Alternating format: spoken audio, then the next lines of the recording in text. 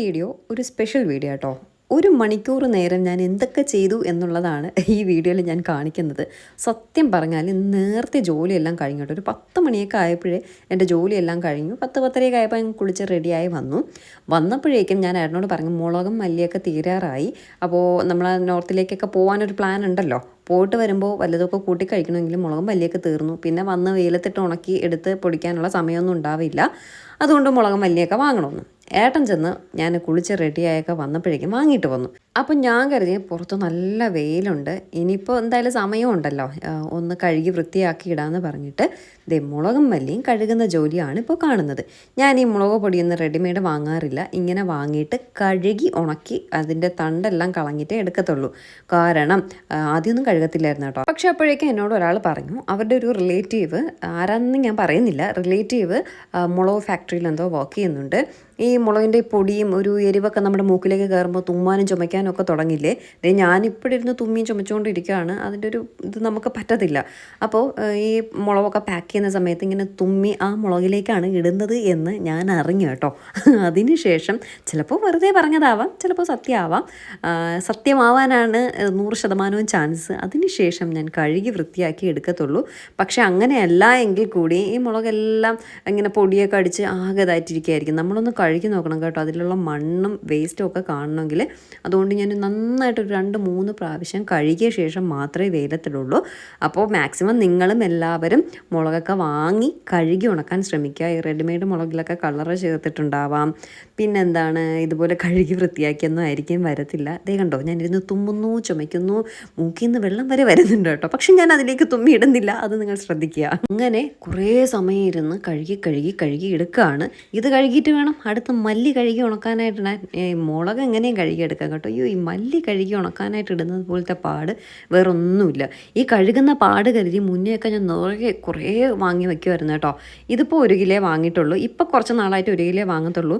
മുന്നേ നിറയെ വാങ്ങി വെച്ച് കഴുകി ഉണക്കിയൊക്കെ വയ്ക്കും, പൊടിച്ചൊക്കെ വയ്ക്കും. കുറച്ച് നാൾ കഴിയുമ്പോൾ നമ്മളിവിടെ അധികം ഉപയോഗിക്കില്ലല്ലോ. നമ്മളിവിടെ അധികം കാണത്തില്ല, അതുകൊണ്ട് അധികം ഉപയോഗിക്കത്തില്ല. ഏട്ടനൊക്കെ വർക്ക് ഉണ്ടെങ്കിൽ പിന്നെ ഇവിടെ ഒന്നും വയ്പ്പും ഉണ്ടാവത്തില്ല. അപ്പോഴേക്കും ഈ നിറയെ വാങ്ങി വെച്ചിരിക്കുന്നത് ചീത്ത എടുത്ത് കളയേണ്ടി വരും. അങ്ങനെ കുറേ പ്രാവശ്യം പറ്റിയ ശേഷം ഞാനിപ്പോൾ 1 കിലോ വെച്ച് മാത്രമേ വാങ്ങാറുള്ളൂ മുളക് കേട്ടോ. മുളകായാലും മല്ലിയായാലും 1 കിലോ വെച്ച് വാങ്ങാറുള്ളൂ. അത് കുറേ നാളത്തേക്ക് ഉണ്ടാവും. ആ മുളക് കഴുകിയപ്പോൾ ഉള്ള വേസ്റ്റ് വെള്ളം നോക്കിക്കേ, അതിൻ്റെ കളറ് നോക്കിക്കേ. അങ്ങനെ ഇരുന്ന് കുറേ നേരം കഴുകിയ ശേഷം മുളക് വെയിലത്തിടാൻ പോവുകയാണ്. കിട്ടിലും വെയിലുണ്ട് കേട്ടോ. ഒരു 10-11 മണിയേ ആയിട്ടുള്ളൂ. ഒരു 1/2 മണിക്കൂർ കഴിഞ്ഞപ്പോൾ ഈ മുളകെല്ലാം വെള്ളമൊക്കെ അങ്ങ് വറ്റിപ്പോയി കേട്ടോ. ഉണങ്ങാൻ തുടങ്ങി ഒരു 1/2 മണിക്കൂർ കൊണ്ട്. അത്രയ്ക്കുള്ള വെയിൽ ഇവിടെ ഉണ്ട്. ഇത് നമ്മുടെ പാവയ്ക്ക ഞാൻ നമ്മുടെ പാത്രത്തിൽ നിന്ന് വീണ്ടും ഈ ഒരു മാറ്റിലേക്ക് എടുത്തിട്ടുണ്ടായിരുന്നു. അപ്പോഴേക്കും പെട്ടെന്ന് ഉണങ്ങി കേട്ടോ. ഞാൻ ആ പാത്രത്തിൽ വെച്ചപ്പോൾ ഉണങ്ങുന്നുണ്ടായിരുന്നില്ല. അങ്ങനെ കുറേ കമൻസൊക്കെ കണ്ടത് വേറെ എന്തെങ്കിലും ആക്കാൻ. അങ്ങനെ ഞാനിങ്ങനെ ഒരു സാധനം മുളകും മല്ലിയൊക്കെ ഉണക്കാനായിട്ട് വെച്ചിട്ടുണ്ട്. അതിലേക്ക് എടുത്ത് തട്ടിയപ്പോൾ 2 ദിവസം കൊണ്ട് പാവയ്ക്ക ഉണങ്ങി കിട്ടിയേ. അപ്പോൾ ആ ഉണങ്ങിയ പാവയ്ക്ക ഞാൻ വേറൊന്നിലേക്ക് മാറ്റിയിട്ട് ഈ ഒരു മാറ്റെന്ന് പറയുന്നത് മാറ്റല്ല, അതൊരു എന്താണ്, നമ്മുടെ ബെഡിൻ്റെ കവറാണ്. അതിനെ കീറി ഞാൻ മുളകും മല്ലിയും മാത്രം ഉണക്കാനായിട്ട് സെപ്പറേറ്റ് ആക്കി വെച്ചിരിക്കുന്ന സാധനമാണ് കേട്ടോ. ഇതിൻ്റെ ഒരു സൈഡ് മല്ലി ഉണക്കാനും ഒരു സൈഡ് മുളക് ഉണക്കാനായിട്ട്, മീൻസ് 2ആയിട്ട് കീറിയെടുത്ത് 2 പോർഷൻ ഉണ്ട് കേട്ടോ. അങ്ങനെ മുളകിനെ കൊണ്ടുവന്ന് വെയിലത്തിടുകയാണ്. വെയിലെന്ന് പറഞ്ഞാൽ എനിക്ക് കണ്ണ് പോലും തുറക്കാൻ പറ്റാത്ത അത്രയും വെയിലുണ്ട് കേട്ടോ. ഇവിടെ നിന്ന് മുളക് ഇങ്ങനെ ആക്കിയിട്ട് ഉള്ളിലേക്ക് കയറിയപ്പോൾ കണ്ണ് കണ്ടുകൂടാ, അത്രയ്ക്ക് വെയിൽ. ഒരു ദിവസം കൊണ്ട് ഒറ്റ മിനിറ്റ് കൊണ്ട് നമ്മൾ കരിഞ്ഞ് കത്തി പോകുന്ന വെയിലാണ്. മെയിൻലി നമ്മുടെ വീട് കുറച്ച് ഹൈറ്റിലാണ് ഇരിക്കുന്നത്, നല്ല പൊക്കത്തിലാണ് ഇരിക്കുന്നത്. അപ്പം അതിൻ്റേതായ വെയിലുണ്ട്. പക്ഷെ ഒരു കാര്യം ഉണ്ട് കേട്ടോ, ഇതുപോലെ എന്തെങ്കിലും ഒരു സാധനം കൊണ്ട് വയ്ക്കേണ്ട താമസം ഉണങ്ങിക്കോളും. അന്ന് നമ്മൾ ഉണക്കമീൻ വെച്ചില്ലേ, അന്ന് തന്നെ ഉണങ്ങി കിട്ടി കേട്ടോ. ഈ മുളക് വേണമെങ്കിൽ ഇന്ന് തന്നെ ഉണങ്ങി കിട്ടും. പക്ഷെ ഒരു 2-3 ദിവസത്തെ ഉണക്കൂടെ ഞാൻ കൊടുക്കാറുണ്ട്. അതുകൊണ്ട് വെയിലിൻ്റെ കാര്യത്തിൽ ഇവിടെ ഒരു ക്ഷാമവും ഇല്ല. ധൈര്യമായിട്ട് വെയിലുള്ള സമയത്ത് കൊണ്ടുവന്ന് നമുക്ക് എന്തും 2 ദിവസം കൊണ്ട് ഉണങ്ങി കിട്ടും കേട്ടോ. അങ്ങനെ കുറച്ച് സമയത്തെ പരിശ്രമത്തിനൊടുവിൽ മുളകെല്ലാം കഴുകി ഉണക്കാനായിട്ടിട്ടു. അത് കഴിഞ്ഞതേ അടുത്ത മല്ലിയും പൊക്കി പിടിച്ചുകൊണ്ട് ഞാൻ വരികയാണ്. ഇത് കഴുകാൻ കുറച്ച് പാടുപെടും. അതിലെ കല്ലും മണ്ണും ഒക്കെ കളഞ്ഞെടുക്കാനായിട്ട് കുറച്ച് നേരത്തെ ബുദ്ധിമുട്ടുണ്ട്. അപ്പോഴേ നിങ്ങൾ ഈ മല്ലിയും മുളകും ഒക്കെ കഴുകി ഉണക്കുന്നവരാണോ അതോ റെഡിമെയ്ഡ് വാങ്ങുന്നവരാണോ? ഒന്ന് കമൻറ്റ് ചെയ്തേക്കാം കേട്ടോ. ഞാൻ ഈ റെഡിമെയ്ഡ് ഈ പാക്കറ്റ് മുളക് പൊടിയോ മല്ലിപ്പൊടിയോ വാങ്ങി ഓർമ്മയേ വരുന്നില്ല. പിന്നെ എന്തെങ്കിലും അത്യാവശ്യം എമർജൻസി വരികയാണെങ്കിൽ ഇല്ല, വീട്ടിലൊട്ടും തന്നെ ഇല്ല എങ്കിൽ മാത്രമേ ആ ഒരു കാര്യത്തിലേക്ക് പോകത്തുള്ളൂ. എനിക്ക് സത്യമായിട്ടും ഓർമ്മ പോലും വരുന്നില്ല കേട്ടോ. പിന്നെ നിങ്ങളിപ്പോൾ കരുതുന്നുണ്ടാവും പിന്നെ മല്ലിയും മുളകും കഴുകി ഉണക്കുന്നത് ബാക്കി എന്തെല്ലാം കാര്യങ്ങളാണ് നമ്മൾ കാണാതെയും കഴിക്കാൻ പാടില്ല എന്ന് പറഞ്ഞിട്ട് കഴിക്കുകയൊക്കെ ചെയ്യുന്നതോ എന്ന് നിങ്ങൾ കരുതുന്നുണ്ടാവും. അത് ഒന്നാമത്തെ കാര്യം നമ്മൾ പല കാര്യങ്ങളും അറിയാതെ കഴിക്കുമ്പോൾ കുഴപ്പമില്ല. നമ്മൾ അറിയുന്നില്ലല്ലോ.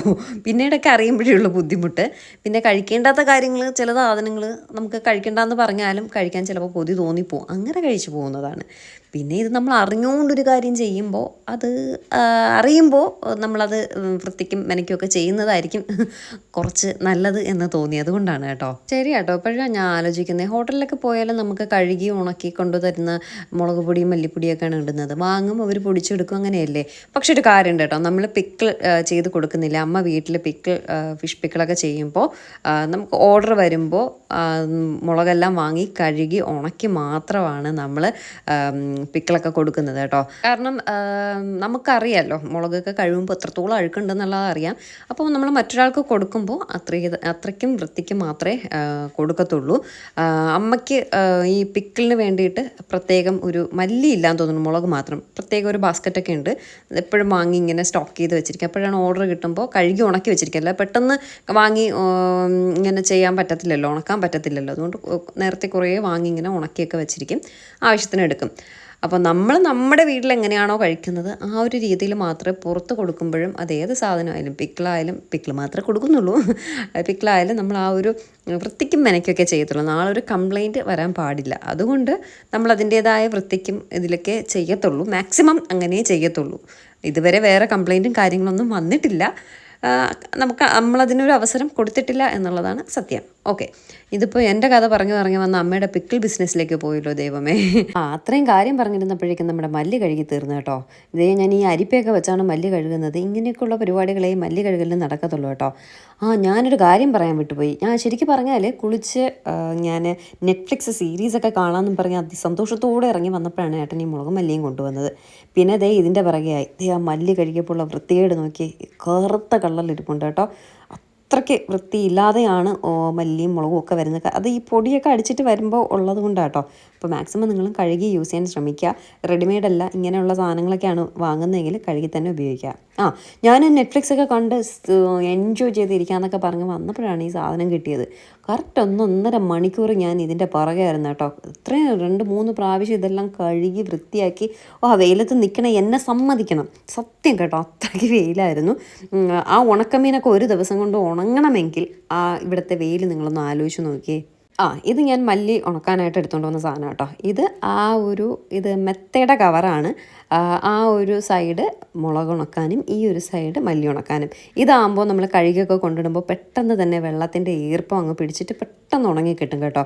മുന്നേ പായലൊക്കെയാണ് ഇങ്ങനെ ഉണക്കിക്കൊണ്ടിരുന്നത്. ഇപ്പം ഞാൻ ഈ സാധനത്തിലാണ്. ഇതാണ് കുറച്ചുകൂടെ പെട്ടെന്ന് ഉണങ്ങാൻ നല്ലത്. ഇതാണ് ആ പാവയ്ക്ക് ഞാൻ ആ പാത്രത്തിൽ വെച്ച് ഉണക്കിയിരുന്നെങ്കിൽ നശിച്ച് പോയാനായിട്ടോ. ആരൊക്കെയോ കമൻറ്റ് കണ്ട് ഉണങ്ങുന്നില്ല, 2 ദിവസമായിട്ട് ഉണങ്ങുന്നില്ല, കുഴങ്ങി കിടക്കുന്നുണ്ടായിരുന്നു. പിന്നെ ഞാനെടുത്ത് ആ ഒരു ഇതിലിട്ടപ്പോഴാണ് പെട്ടെന്ന് ഉണങ്ങി കിട്ടിയത് കേട്ടോ.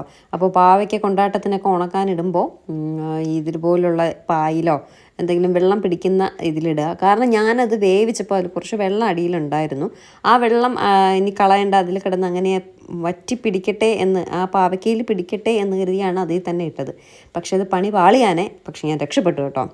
അങ്ങനെ ആ കിടിലം വെയിലത്തിരുന്നു കൊണ്ട് മല്ലിയും മുളകും ഞാൻ അതിഗംഭീരമായിട്ട് ഉണക്കിയിട്ട് അകത്തേക്ക് കയറി വന്നപ്പോഴേക്കും നമ്മുടെ റോബോട്ട് പണിയെല്ലാം കഴിഞ്ഞ് അവിടെ കിടന്ന് വിളിക്കുന്നുണ്ട്. ആൾ സ്വന്തമായിട്ട് ചാർജ് ചെയ്യാനൊക്കെ കയറി. പക്ഷേ ഇനി അതിനെ ക്ലീൻ ചെയ്യണം. ഇത് നല്ല ഉപയോഗമുള്ള സാധനമാണ്. ഒരുപാട് പേര് ചോദിച്ചു. ഇതിൻ്റെ പ്രവർത്തനവും കാര്യമൊക്കെ ഞാൻ പിന്നീട് കാണിക്കാം. പക്ഷെ നല്ല ഉപയോഗമുണ്ട്. ഡോറിൻ്റെ ബാക്ക് സൈഡും സ്റ്റെപ്പും തുടക്കില്ല, തൂക്കില്ല എന്നുള്ള ഒറ്റൊരു കാര്യം ഒഴികെ നല്ല നീറ്റ് ആൻഡ് ക്ലീൻ ആയിട്ട് വീട് നമുക്ക് ക്ലീൻ ചെയ്ത് തരും. ഇത് ദിവസവും ഞാൻ ഈ റോബോട്ട് ഇവിടെ വർക്ക് ചെയ്യുന്നുണ്ട്. എന്നിട്ടും ഉള്ള പൊടിയൊന്നും നോക്കിക്കേ. നമ്മൾ തൂത്താലോ അടിച്ച് വാരിയാലൊന്നും ഇത്രയും പൊടികൾ നമുക്ക് കിട്ടത്തില്ല. അത്രയും നീറ്റായിട്ട് ചെയ്തു തരും. പക്ഷേ എനിക്ക് ഒരു നെഗറ്റീവ് തോന്നിയത്, ഇത് 3 മാസത്തിലൊരിക്കൽ ഇതിൻ്റെ ബ്രഷ് കാര്യങ്ങളെല്ലാം മാറ്റണം. അത് 10,000 രൂപയൊക്കെ ആവും കേട്ടോ. 3, 6 മാസം, 1 വർഷം അങ്ങനെയൊക്കെ കൂടുമ്പോൾ ഇതിൻ്റെ എല്ലാ സാധനങ്ങളും നമ്മൾ മാറ്റി ഉപയോഗിച്ചുകൊണ്ടേ ഇരിക്കണം. അപ്പോൾ അത്യാവശ്യം നല്ല കോസ്റ്റ്ലി ആണ്. അത് എനിക്കറിയത്തില്ലായിരുന്നു. എങ്കിൽ ഞാൻ ഈ സാധനം വാങ്ങത്തില്ലായിരുന്നു. പക്ഷേ എനിവേ എന്നെ ജോലിയിൽ ഒരുപാട് ഹെൽപ്പ് ചെയ്യുന്നുണ്ട് കേട്ടോ. ഞാൻ മീൻസ് അടുക്കളയിൽ എന്തെങ്കിലും കുക്കിംഗ് ഒക്കെ ചെയ്യുമ്പോൾ ഇതിന് ഓൺ ചെയ്തങ്ങ് ഇട്ടാൽ മതി. ഇത് തുടയ്ക്കുന്ന സാധനം കേട്ടോ. തുടയ്ക്കുന്ന സാധനം നമുക്കിങ്ങനെ ഊരിയിട്ട് അതിനെ നനച്ചിടാൻ പറ്റും. എന്തായാലും വലിയ തുടക്കലും തൂക്കലും ഒക്കെ നമ്മുടെ ഡോബി, ഞാൻ റോബോട്ടിന് ഇട്ടേക്കുന്ന പേരാട്ടോ, ഡോബി ചെയ്യുന്നുണ്ട്. ബാക്കി പിന്നെ ഡോബിയെ കുറച്ചൊരു 5 മിനിറ്റ് എനിക്ക് ക്ലീനിങ് ഉണ്ട്. അതിൻ്റെ ബ്രഷ് എല്ലാം എടുത്ത് ക്ലീൻ ചെയ്യുക, ഇതുപോലെ അതിൻ്റെ മോപ്പ് ചെയ്യുന്ന ഈ ഒരു പാർട്ടൊക്കെ എടുത്ത് ക്ലീൻ ചെയ്യുക, കഴുകിയിടുക, ഇങ്ങനെയുള്ള കുറേ പരിപാടികൾ ദിവസവും ഉണ്ട്. എങ്കിലും കുഴപ്പമില്ല, എൻ്റെ വലിയൊരു ജോലി അത് ചെയ്ത് തരുന്നുണ്ട്. പിന്നെ ഈ പറഞ്ഞ പോലെ 3-4 മാസം 6 മാസമൊക്കെ കൂടുമ്പോൾ ഇതൊക്കെ മാറ്റുക, അതെല്ലാം കുറച്ച് കോസ്റ്റ്ലി ആണ്. അത് മാത്രമേ ഉള്ളൊരു ബുദ്ധിമുട്ട് എന്ന് പറയുന്നത്. പിന്നെ ഇത് എത്ര നാൾ ഇത് ഇങ്ങനെ വർക്ക് ചെയ്യുമെന്നും അറിയത്തില്ല. ഇപ്പം എന്തായാലും നല്ല നീറ്റായിട്ട് എല്ലാ കാര്യങ്ങളും എനിക്ക് ചെയ്തു തരുന്നുണ്ട്.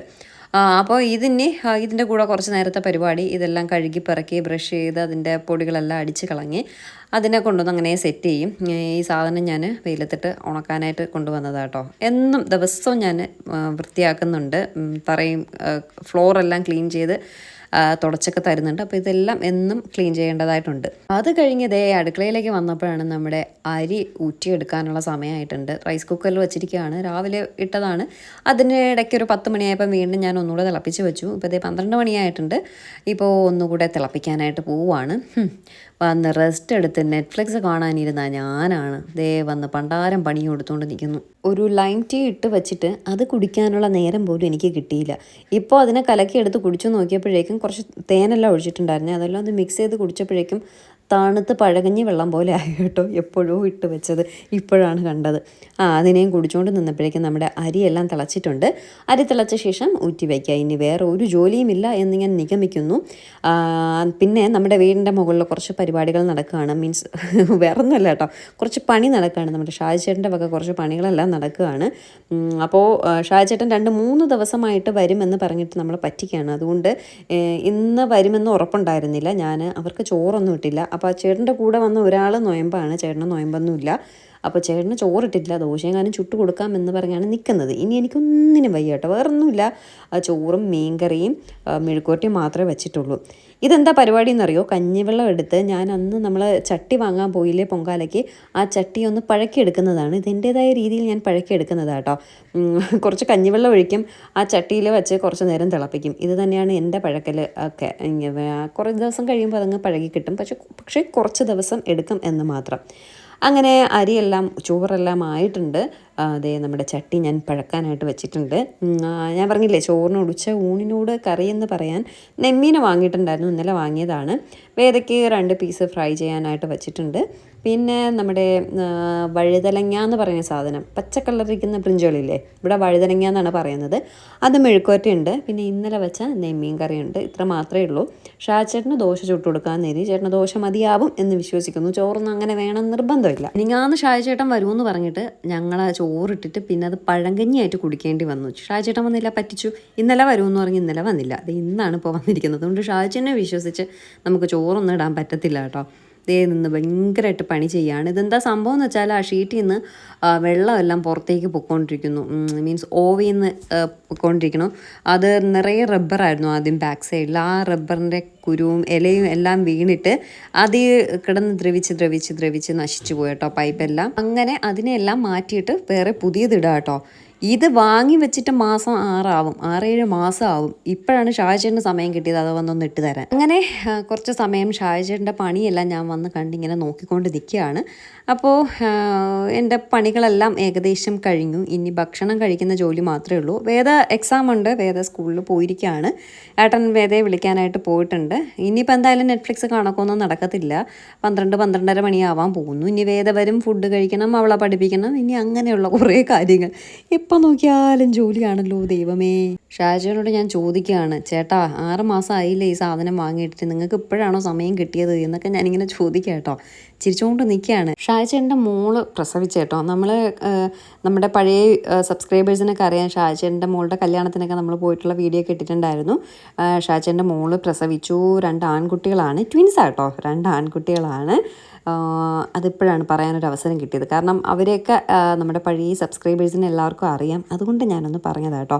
അയ്യോ, ഏട്ടൻ വേദയെ വിളിക്കാൻ പോയി എന്ന് പറഞ്ഞിട്ട് ഏട്ടൻ എൻ്റെ ബാക്കിൽ നിൽക്കുന്നു. സോറി കേട്ടോ, ഇത് കഴിഞ്ഞിട്ടാണ് ഏട്ടൻ വേദയെ വിളിക്കാൻ പോയത്. എന്നിട്ട് ഞാനും താഴേക്ക് ഇറങ്ങി വന്നു. ഇനി അടുത്ത് വേറെ പരിപാടികളൊന്നുമില്ല. അപ്പോൾ ഇതായിരുന്നു എൻ്റെ 1 മണിക്കൂർ നേരം ഞാൻ തലകുത്തനെ നിന്നായിരുന്നു അത്രയും ചെയ്തത്. വേറൊന്നുമില്ല കേട്ടോ, ഇത് കഴുകിയെടുക്കാൻ കുറേ സമയമെടുത്തു. ആ മുളകിൻ്റെയൊക്കെ ഒരു ഇത് വന്നിട്ട് തുമ്മിയും ചുമച്ചും പണ്ടാരം അടങ്ങി. അത് കഴിഞ്ഞ് ഇതെല്ലാം കൂടി വെയിലത്ത്, കത്തുന്ന വെയിലത്ത് കൊണ്ടുവന്നിട്ട് അങ്ങനെയൊക്കെ ഞാൻ കുറച്ച് സമയം കിറങ്ങിപ്പോയി കേട്ടോ. എന്നിട്ട് ദേ വന്ന് ഞാൻ കുറച്ച് കട്ട് ഫ്രൂട്ട്സ് ആൻഡ് വെജിറ്റബിൾസ് കഴിച്ചുകൊണ്ടിരിക്കുകയാണ് ഗൈസ്. കുറച്ചൊന്ന് ഹെൽത്തി ആയിട്ട് ഇനി മൂവ് ചെയ്യാമെന്ന് കരുതി, കുറച്ച് സ്കിന്നിനൊക്കെ ഗ്ലോ വരട്ടെ എന്ന് കരുതി. ആകെ കൂടി എൻ്റെ സ്കിന്നെല്ലാം ഡള്ളായി കുളമായി ചളമായി ഇരിക്കുകയാണ്. അപ്പോൾ സ്കിന്നൊക്കെ ഒന്ന് ഗ്ലോ ആവാനായിട്ട് ഇപ്പോൾ കട്ട് ഫ്രൂട്ട്സ് കഴിക്കും അങ്ങനെയുള്ള ഒരു മേളമാണ് കേട്ടോ. എന്താവുമെന്ന് അറിയത്തില്ല. ഇതിനൊക്കെ നല്ല രീതിയിലൊരു റിസൾട്ട് വരികയാണെങ്കിലും ഞാൻ പറയാം എങ്ങനെയാണ് ഏതാന്നൊക്കെ ഉള്ളത്. അപ്പോൾ എങ്ങനെയുണ്ട് എൻ്റെ 1 മണിക്കൂർ നേരത്തെ പരാക്രമങ്ങൾ കണ്ടിട്ട് നിങ്ങൾക്ക് എന്താണ് തോന്നുന്നത്? എന്നെപ്പറ്റി എന്താണ് നിങ്ങൾക്ക് പറയാൻ, എന്നെപ്പറ്റി വിലയിരുത്താൻ തോന്നുന്നത് എന്താണ്? ഒന്ന് താഴെ കമൻറ്റ് ചെയ്യുക കേട്ടോ. അങ്ങനെയൊന്നും കമൻറ്റ് ചെയ്യണ്ട, എനിക്ക് നിങ്ങളെല്ലാവരെയും അറിയാം. അപ്പോൾ ഇതാണ് നമ്മുടെ വിശേഷം. പുതിയൊരു വീഡിയോ ആയിട്ട് ഉടനെ കാണാം.